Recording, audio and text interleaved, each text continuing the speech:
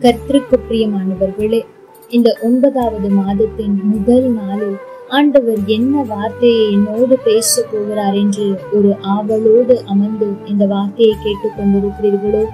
ஆண்டவர் உங்களுக்கு கொடுக்க போகிற வாக்குத்தத்தம் என்ன தெரியுமா? எரேமியா 39ஆம் அதிகாரம் 17ஆம் 18ஆம் வசனம்.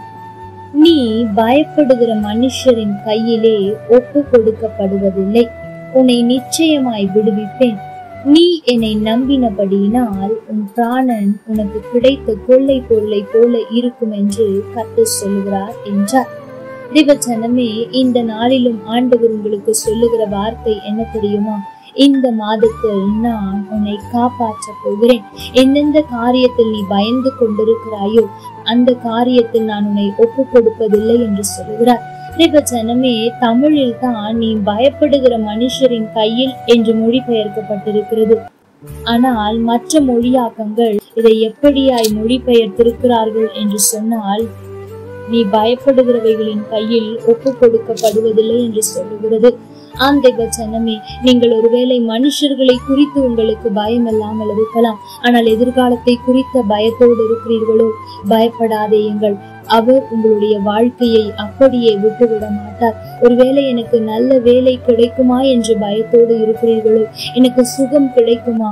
இப்பொழுது நான் மிகவும் பலவீனப்பட்டு போய்விட்டேனே, இனி எனக்கு ஒரு புது பலன் கிடைக்குமா? அநேக காரியங்களை நான் இழந்து விட்டேனே, மறுபடி நான் ஆவிக்குரிய ஜீவியத்தில் அப்படியாய் எழும்பி ஆண்டவருக்காய் பிரகாசிக்க முடியுமா என்று எந்தெந்த காரியங்களில் பயந்து கொண்டிருக்கிறீர்களோ அந்த காரியத்தில் ஆண்டவர் உங்களை ஒப்பு கொடுப்பதில்லை என்று சொல்லுகிறார்.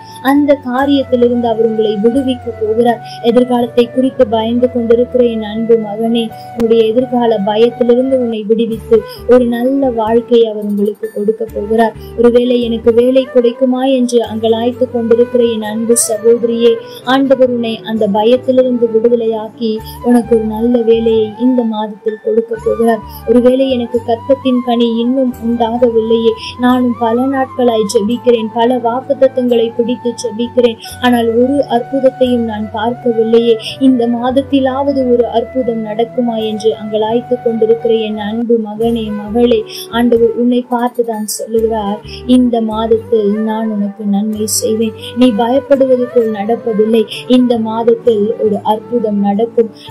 நீ கர்ப்பம் தரிக்கும்படியாய் நான் செய்வேன் என்று ஆண்டவர் சொல்லுகிறார். ஆனால் யாருக்கு ஆண்டவர் இதை செய்வார்? அதாவது யாருக்கு பயப்படுகிறவர்களின் கையில் ஒப்பு கொடாமல் சொன்னால் வேதம் தெளிவாய் சொல்லுகிறது, நீ என்னை நம்பினபடியால். தேவஜனமே, யார் அவரை அப்படியாய் நம்புகிறார்களோ அவர்களுடைய ஜீவனை ஆண்டவர் காப்பாற்றுவார். அவர்கள் பயப்படும் காரியம் அவர்களை தொடுவதில்லை என்று வேதம் சொல்லுகிறது. தேவஜனமே, இந்த இடத்தில் இந்த வார்த்தை எரேமியா எபத்மலேக்கு என்பவனை பார்த்து சொல்லுகிற வார்த்தை தான் இது. அந்த எபத்மலேக்கு என்பவன் யார் என்றால், எரேமியாவை காப்பாற்றுகிறான். அவனை சுற்றிலும் அநேக காரியங்கள் அவனை பயம்புறுத்தி கொண்டிருந்த போதிலும் எரேமியாவை நினைத்து, எரேமியா வணங்குகிற தேவனை நினைத்து அவன் அன்றைக்கு எரேமியாவை காப்பாற்றினான். ஆகவே எரேமியா சொல்லுகிற வார்த்தை தான் இது. தேவஜனமே, இன்றைக்கும் நீங்கள் யார் யாரெல்லாம் ஆண்டவரை மாத்திரம் நம்பி இருக்கிறீர்களோ, ஒருவேளை இந்த 8 மாதங்கள் நான் ஆண்டவரைத்தான் நம்பி இருந்தேன், ஒரு அற்புதத்தையும் பார்க்கவில்லை, சுற்றி இருக்கிறவர்கள் என்னை கேட்க ஆரம்பித்து விட்டார்கள், அவரை நம்பினாயே, எண்ணத்தை கண்டாய் என்று கேட்டுக் கொண்டிருக்கிறார்கள் என்று இந்த முதல் நாளிலே கண்ணீரோடு அமர்ந்து இந்த வார்த்தையை கேட்கிற மகளே, உன்னை பார்த்துதான் ஆண்டவர் சொல்லுகிறார், நீ என்னை நம்பினபடியால் நான் உன்னை விடுவிப்பேன். நீ என்னை நம்பினபடியினால் நீ பயப்படுகிற மனுஷரின் கையில் நான் ஒப்பு கொடுப்பதில்லை. நீ என்னை நம்பினபடியினால் உனக்கான எல்லாவற்றையும் இந்த மாதத்தில் நான் செய்து முடித்து உன் கையில் நீ பெற்றுக்கொள்ளும்படியாய் நான் வைப்பேன். நீ என்னை நம்பினபடியினால் ஒருவேளை எந்தெந்த இடத்தில் தலை குனிந்தாயோ அந்த இடத்தில் இந்த மாதத்திலே நான் உன் தலையை நிமிர பண்ணுவேன் என்று ஆண்டவர் சொல்லுகிறார். தேவஜனமே, இவ்வளவு நாள் நம்பிவிட்டேன், நடக்கவில்லை என்று சோர்ந்து போவதை விட்டுவிட்டு இன்னும் நம்புவேன். ஏனென்றால் அவர் எனக்காக இறங்கி காரியத்தை செய்ய இந்த மாதத்தில் இறங்கி விட்டார் என்ற விசுவாசத்தோடு உங்களுடைய நம்பிக்கை தொடரும். நீங்கள் அவரையே நம்பி இருப்பீர்கள் என்றால் அவர் உங்களை நீங்கள் பயப்படுகிற எந்த காரியத்தின் கையிலும், எந்த மனுஷரின் கையிலும், எந்த சூழ்நிலையின் கையிலும் ஒப்பு கொடாமல் உங்களை நிச்சயமாய் விடுவித்து உங்களை பாதுகாத்து உயர்த்தி மகிழ்வார். கர்த்தர் தாமே உங்களோடு கூட இருந்து உங்களை ஆசீர்வதிப்பாராக.